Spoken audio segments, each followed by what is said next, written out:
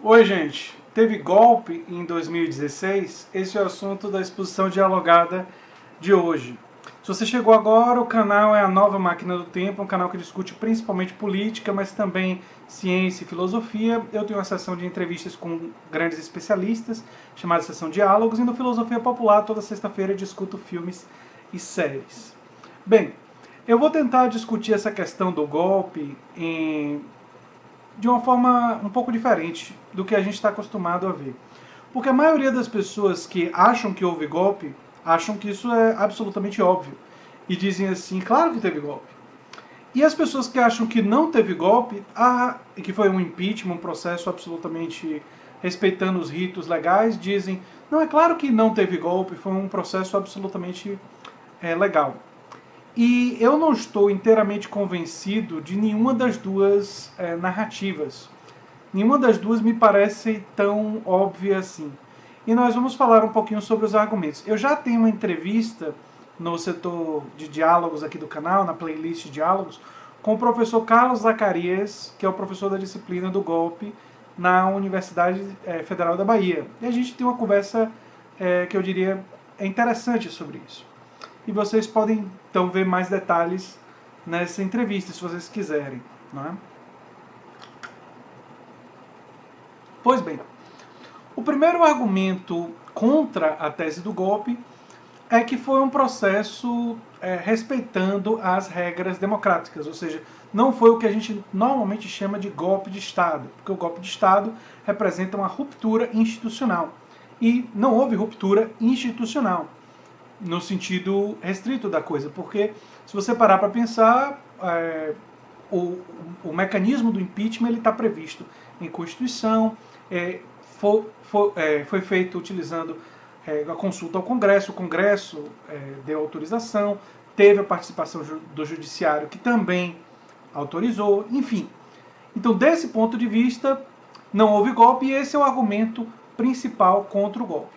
O outro argumento que é normalmente utilizado, é que o governo Dilma estava enfrentando diversas denúncias, e a própria chapa Dilma e Temer foi alvo de diversas denúncias que teria utilizado o Caixa 2 e que por isso a chapa deveria ter sido impugnada, não é? E que também tem outras denúncias e poderia ter sido processada por outros motivos. Mas tem alguns detalhes interessantes aí. Bem, o primeiro deles é que efetivamente todas as outras acusações que podem residir sobre a administração Dilma, a única acusação que foi feita para mover o impeachment foram as pedaladas fiscais. Nenhuma das outras, embora elas pairassem, estivessem, vamos chamar assim, no inconsciente coletivo, não é? Elas não foram utilizadas. A única que foi utilizada foi a das pedaladas fiscais.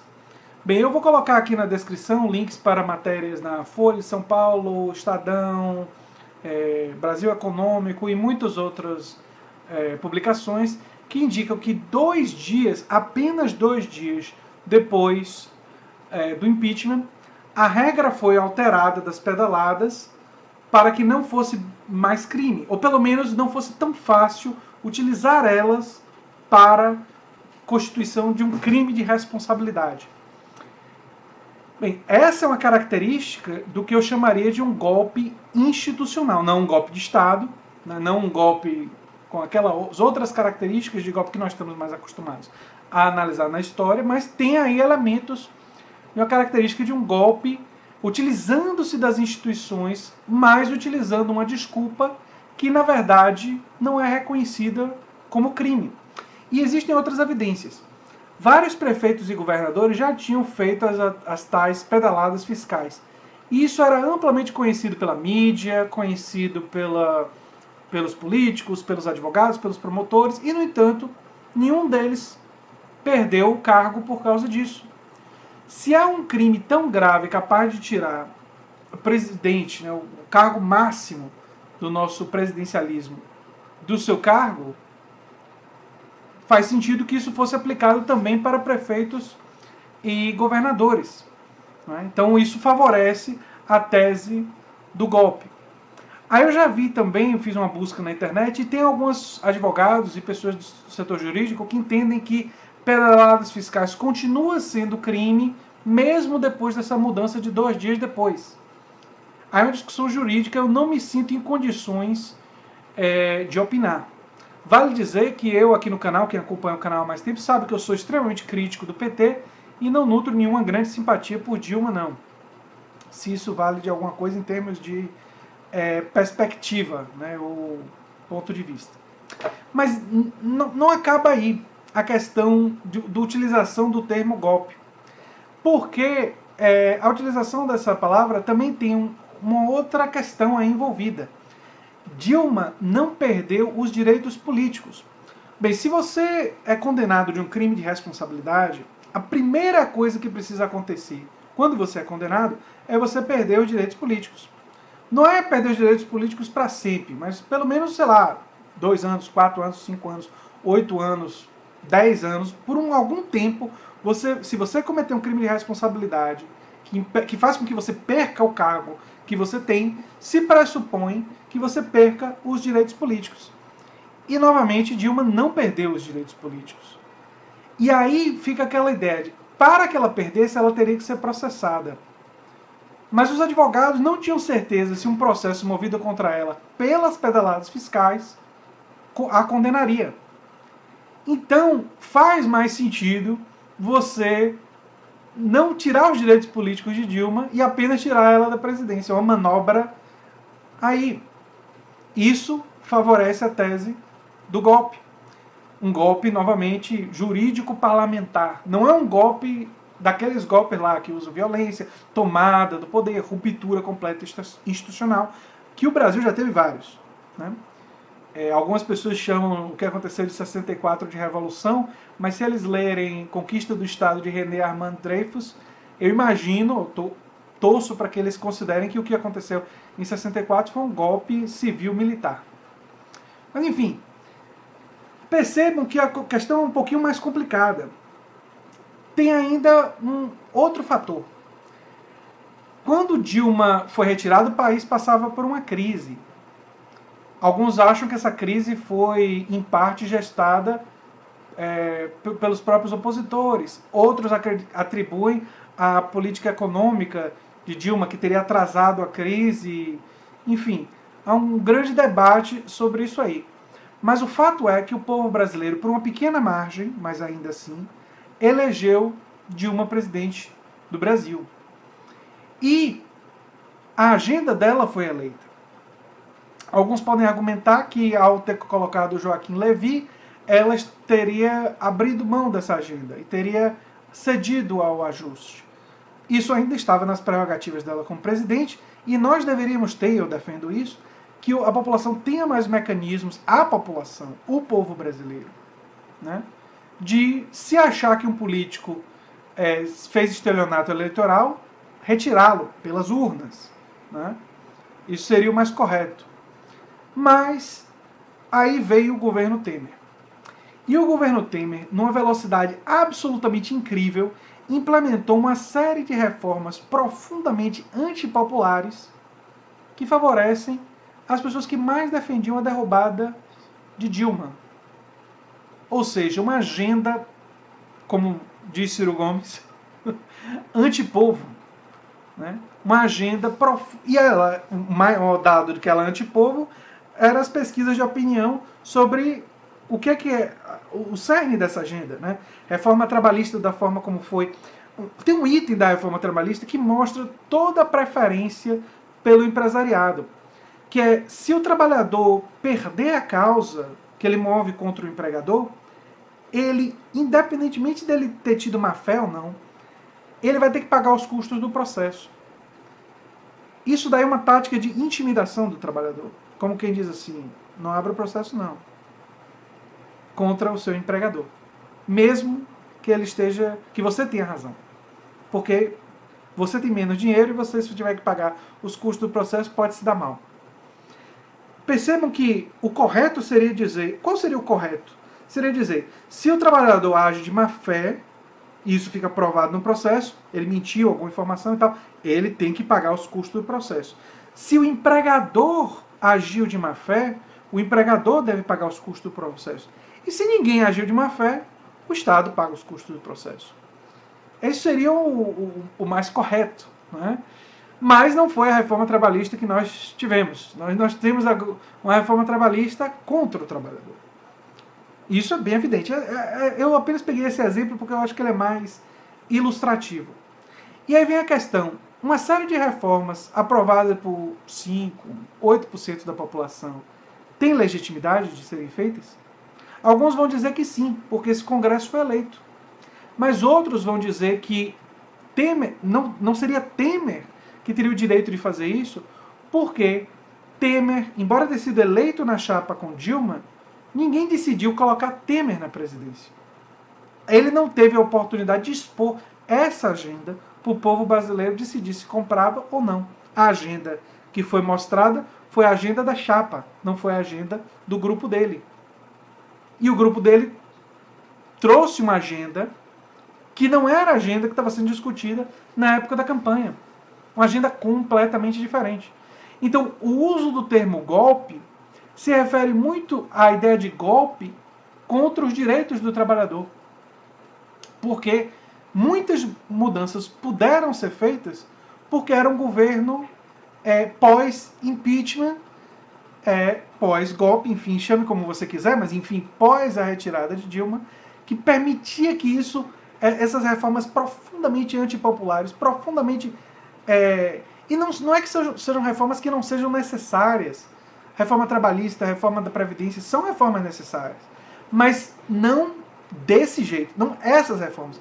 Porque, repare, a ideia de você dizer que você quer reformar não significa que exista uma única opção de como se reformar e em que direção se reformar. Isso é patentemente óbvio. É possível formular pelo menos 4 ou 5 diferentes reformas trabalhistas, reforma da Previdência. Na verdade, é possível fazer muito mais do que isso. Mas 4 ou 5 que reflitam 4 ou 5 diferentes pontos de vista de como deve ser a reforma. E é possível ter uma reforma profundamente pró-trabalhador, uma profundamente pró-negócio, uma reforma mais conciliadora, enfim, só aí 3. Né? Aí você poderia fazer uma reforma que incentivasse mais um determinado tipo de empreendimento, como empreendimentos cooperativos e pequenos negócios, e fosse mais hostil ou menos amigável a grandes corporações, enfim, uma reforma que fortalecesse a união dos sindicatos e uma reforma que fragilizasse e multiplicasse a quantidade de sindicatos, uma que reduz e outra que aumenta a quantidade, mas vendo a questão do poder dos sindicatos, uma que fizesse os sindicatos mais representativos dos trabalhadores e que não se tornassem entidades autônomas, altamente corporativas e que buscam favores. Então, a quantidade de coisas que poderiam ser feitas é bastante grande, muito variável. Então, um argumento pró-golpe golpe no sentido de uma agenda contra o povo, é dizer, essa agenda não foi eleita. Essa agenda não foi submetida às urnas. E uma agenda que produz reformas tão estruturais precisa ser submetida às urnas. Esse é um argumento central para se compreender. Mas é isso, gente. Esse é um assunto complexo. Eu admito que a minha posição tende a ser pela coisa da mudança 2 dias depois, pelo fato de Dilma não ter sido processada e pelo fato da agenda não ter sido selecionada. Isso para mim pesa mais do que ter respeitado os ritos tradicionais. Mas os ritos foram respeitados. Isso é verdade também. Só que isso caracterizaria talvez uma nova forma de se fazer um golpe. Uma forma light, uma forma à brasileira, um golpe feito de uma forma diferente, uma forma, não mais o tradicional golpe de Estado com ruptura, mas um golpe com respeito à institucionalidade e usando mecanismos da institucionalidade para fazer uma questão com motivação política. E a quantidade de reformas e a velocidade que o Congresso trabalhou dentro do governo Temer para fazer essas mudanças que agradavam a Fiesp e outras organizações ligadas ao grande negócio nacional, fortalecem muito a ideia de que ele foi colocado lá para fazer as reformas, né, o teto de gastos, né, uma coisa, enfim, uma violência contra o povo brasileiro, porque você congela o dinheiro apenas da saúde, da educação, da ciência e tecnologia, de gastos em infraestrutura, porque você não mexe no dinheiro que vai para a dívida e você não mexe no dinheiro que vai para a Previdência. A Previdência que tem enormes privilégios, entre magistrados e tudo mais, gente que recebe auxílio moradia, pessoas com salários de mais de 50 mil reais, através dos auxílios. Tem gente que se aproxima a 100 mil reais em aposentadorias e tudo mais. Ou seja, 2% pegando uma quantidade absurda do bolo da Previdência. Não mexe nisso. E mexe aonde? Mexe SUS, educação, ciência e tecnologia, infraestrutura, universidades. É aí que eles botam o teto. É uma violência contra o povo brasileiro. E talvez a gente tenha que sofisticar essa discussão, porque ficar dizendo que foi golpe, que foi impeachment, gritando de um lado para o outro, sem discutir o que de fato aconteceu do ponto de vista mais concreto, é uma discussão que não vai para lugar nenhum, que não é uma discussão rica e que não nos ajuda. Então a minha torcida aqui é que a gente possa ter essa discussão com mais evidências e discutir os detalhes, né? E saber que existem algumas polêmicas que eu não sou capaz de resolver. Enquanto alguns advogados e especialistas dizem que a lei mudou 2 dias depois, outros dizem que não. Eu não sou especialista jurídico, então esse ponto eu não tenho condições de avaliar, né? Eu posso dizer com certeza que Dilma não perdeu os direitos políticos. E isso é estranho. Isso daí é estranho. E o argumento que eu ouço do outro lado é que foi um acordão, eles são corruptos e por isso que permitiram Dilma sair. Quem diz isso está dizendo que houve golpe. Porque a partir do momento que diz que houve um acordo corrupto para só tirar Dilma, mas não tirar Temer, porque eles queriam que Temer fizesse uma série de reformas, eles, sem saber, estão admitindo a tese do golpe. Né? É muito interessante isso, eu já vi esse tipo de argumentação. Não, Dilma não foi processada porque foi um acordo corrupto e tal, e ela escapou, mas agora ela vai poder ser candidata, e isso foi um acordo que foi possível. Quando a pessoa diz isso, claramente aceitou a tese de que foi feito por motivos políticos e não por uma questão judicial.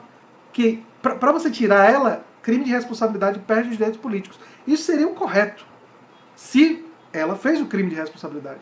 Se ela não fez, tirar ela é irregular. E por isso pode-se dizer que houve um golpe político parlamentar e jurídico, né, nesse sentido. Mas enfim, é uma polêmica boa aí, a gente vai ter mais momentos aí para conversar sobre isso. Se você gosta do que eu faço aqui, eu peço que você se inscreva no canal, dê um like, compartilhe, que é muito importante para mim, divulgue em grupos de WhatsApp, Facebook e tal, para o canal crescer. Porque o canal cresce mesmo muito ajudado pelos inscritos, pelas pessoas que visitam o canal, que estão participando dessa discussão e dessa reflexão comigo, gente. É isso aí, um abração. Até o próximo vídeo.